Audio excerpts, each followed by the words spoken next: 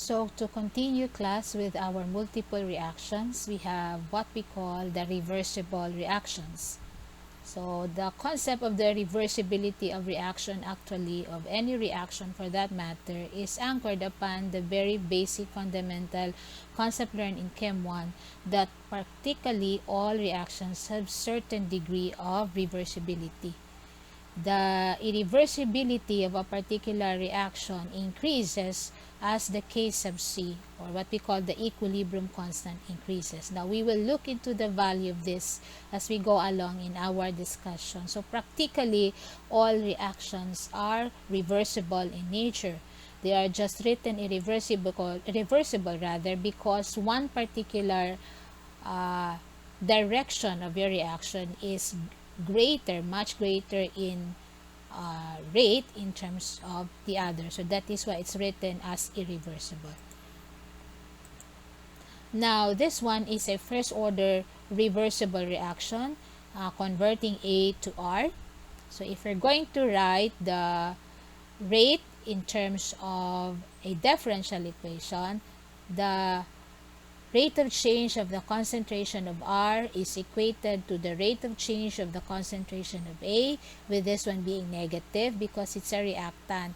And we write this rate of change of the concentration of A in terms of initial concentration of A and its degree of conversion. And this one illustrates that we have already taken into account both direction of your reversible reaction.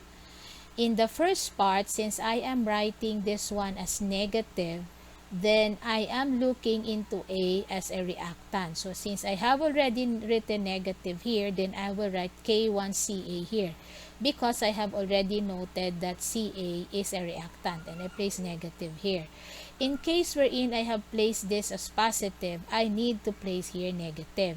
Now, I have only so far in this term accounted for the forward path. I need to account as well for the reverse path. In that case, A in the reverse path is formed. Now, if I will look at it, I have already considered it as being consumed. So, I need to write a negative here because in the case of the reverse part, A is being formed. So, now I write K2CR, because CR is your reactant in the formation of A in the reverse path. So whenever you write a reversible reaction, you need to account for both the forward and the reverse direction of your reversible reaction. So as such, we can have dCr dt being equated to this, or negative dCA dt being equated to this. If we would simplify this side, it would be like this, after we have made use again of the ratio of the initial concentration of the product R to A. So that is your N. This equal sign here can also be equated to dCr and negative dCA here on this side, because all of these expressions are said to be constant. So we say that K1 is the rate constant for the forward reaction and K2 is for the reverse reaction. And notice that in reversible reaction, the concept of the reactant being on the left side and the product being on the right side still applies.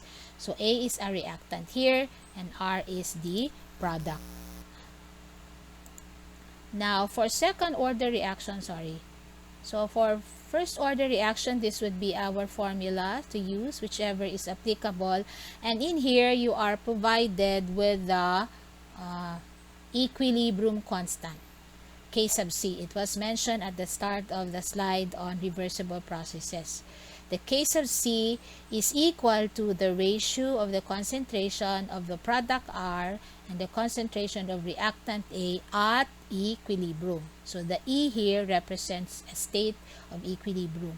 If we want to express this formula into conversion at equilibrium with A, or in terms of rate constants, we have this expression. All of these four rather, are equal.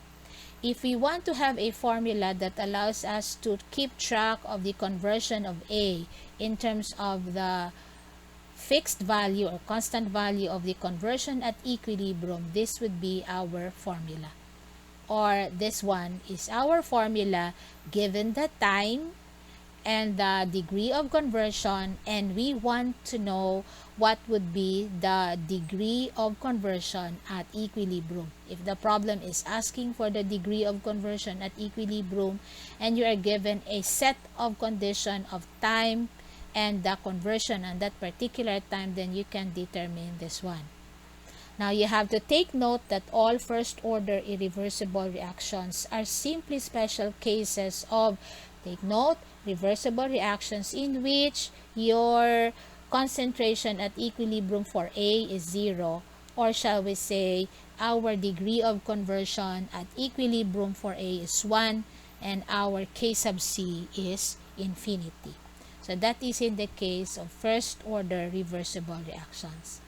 Now, when we speak of second order reversible reactions, it could be any of these four scenarios. So these are all second order reversible reactions.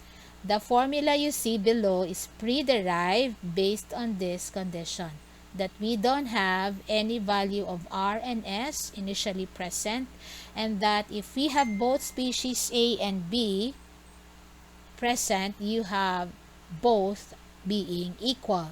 If not, we go back to the primary fundamental principle of setting up our own rate law in the form of a differential equation.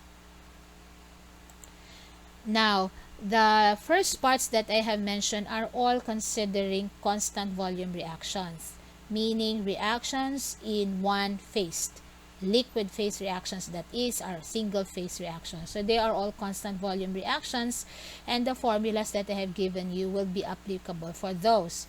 For gaseous reaction, we have only to change some of the formulas that we are accustomed to. Since volume is going to change, the manner in which it's going to change is linear with respect to the initial volume V sub O. And the formula is expressed in terms of conversion and the fractional change in the volume. Now, take note that in the first series of slides, 50 slides or so, volume is constant. This time, in all your formulas, you will change V to this expression. Now, you have the introduction of epsilon A. It's the fractional change in the volume from 100% conversion to 0% conversion. So you simply have to follow this particular formula. What is the volume at 100% conversion minus the volume at 0% conversion over volume at 0% conversion? That would be the epsilon A that you will place here.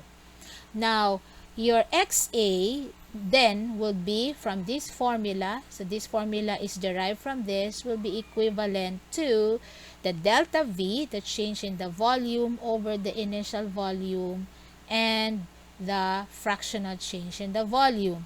If you will take the derivative of the left side and the right side of this equation, you will have this, knowing that the derivative of a constant VO, our initial volume, is 0.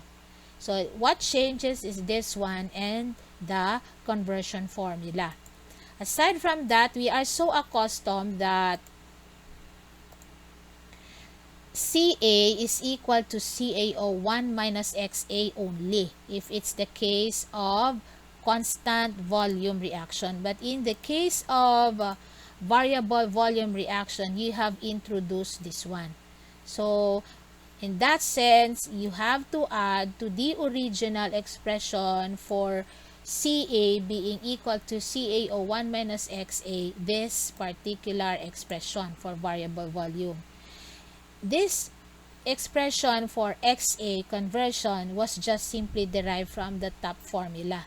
So if you're going to ask me what are the two formulas that you need to know regarding variable volume reaction, it would be the formula for it will be the formula for this one, the linear relationship of volume with conversion. That's one formula because this one is just based on this. And the other formula, which is that of concentration, which has already the inclusion in the denominator of the expression 1 plus epsilon A XA. Anyway, this XA also came from the equation that you are seeing on top. Now, for zero order reaction, varying volume, this will be your new formula. For first order, this would be the formula. These are all pre-derived. And for second order, this will be the formula. Again, take note of the limitation. Your CaO and CbO here has to be deemed equal if you're having this form of the second order reaction. Whereas this one does not need this because you only have species A present in your reaction. Now, as for reactor design, now when we speak of the types of reactors, it could be batch, it could be continuous, which is separated into CSR and tubular types of reactor, and it could be industrial, which is just any of these three that are used already in the industry. For tubular reactors commonly used in the industry, they can be again having two categories, those that are fixed packed bed tubular reactors or the fluidized bed tubular reactors. Our limitation here in our discussion will simply be on the CSTR, the batch, and the PFR or the tubular reactor. So batch, steady state flow, or unsteady state flow, or semi-batch reactions are all carried out in properly designed reactors. So this is your scanned version of the types of reactors from Levenspiel. So you have the batch here, you have the plug flow, and you have the MFR here. For our general mass balance equation, it's always input equal to output plus accumulation plus rate of disappearance. In whatever reactor we're talking about, this would be our equation. And when we speak of the batch reactor, all the reactors that I have mentioned a while ago when we were discussing kinetics, constant volume and variable volume kinetics, are all based on batch reactor formula. So the rate here is equal to the rate of change of the concentration of A with respect to time, because we're expressing rate in terms of A. If you want to change the CA here to NA over V, it could be written in this form. It's just a matter of transferring the V that came from the change of the C to N over B on the left side. Now, the formula that you are to take note for batch reactor is this formula, and this formula. The one in terms of concentration and the one that is in terms of conversion. When you want already to go through the process of evaluating the differential equation, then you will have this as your integral to evaluate. So only 3 to take note for batch reactor. Now notice that the CA here, or rather the rate here, will be depending on your rate equation, or rather your rate law, whether it's a first order reaction, a second order reaction, or a third order reaction. It will all depend here. So the thing that you will vary is the left side of this particular equation. Then you are ready to go in terms of evaluation of the DE. Now, as to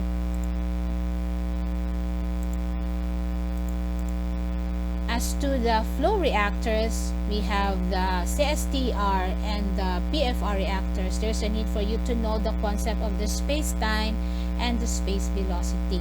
So fundamental in the understanding of this flow reactor is the space-time, which is the time required to process your reactor volume of feed with the given conditions specified in the problem. The unit is time. The space velocity is simply the number of reactor volumes that could be processed for a given particular time. So it's just the reciprocal of the space-time. I'm referring to the space velocity. Now, if you are to relate the space-time with an actual variable to use and determining it, that would be the volume of your reactor divided by the volumetric flow rate. In the case of your flow reactors, CSTR and PFR. Now, in the case of the, I'd like to go back to batch first. In the case of the batch reactor, we don't have any input and output. So we only have the accumulation term and the reaction term on the left and the right side of the equation. So no input and the output.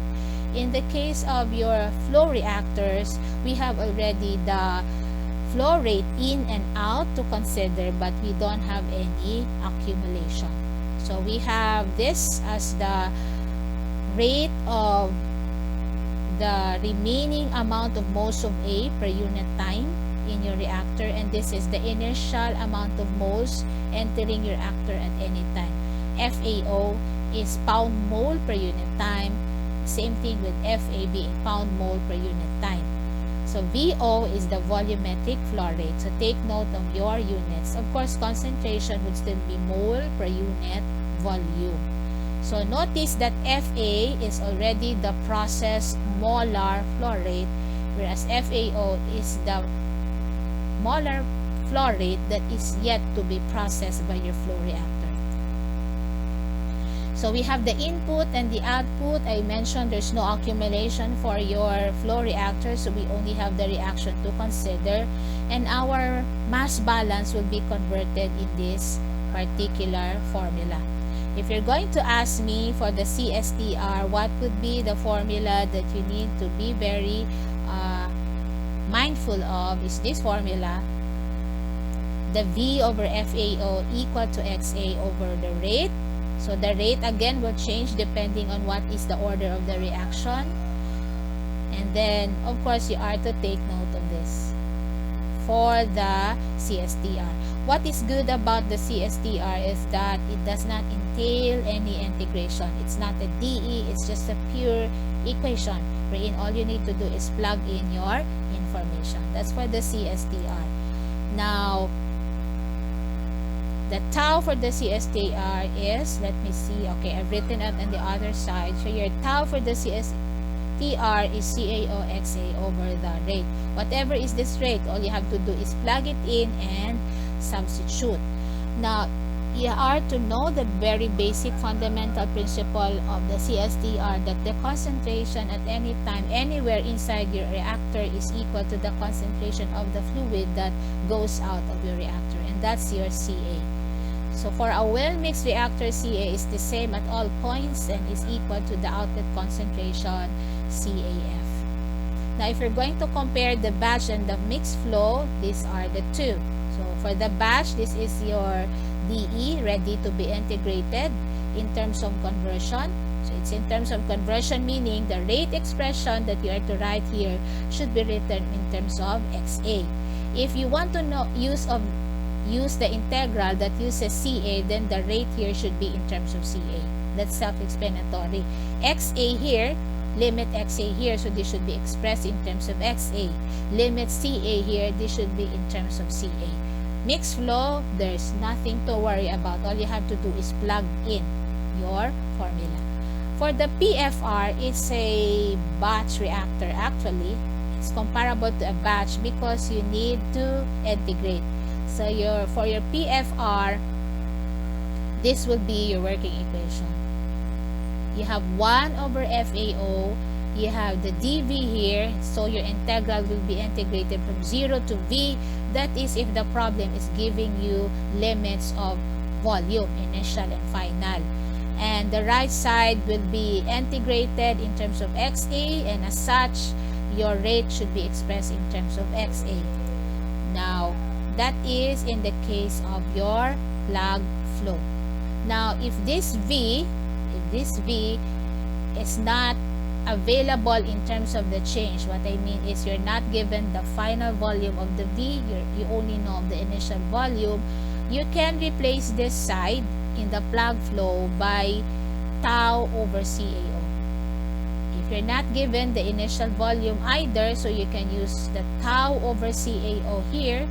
If you're given the initial volume, then that would be this V formula, which is dependent on the VO, the epsilon A, and the XA in this side. But I suggest for you not to be confused when in terms of PFR,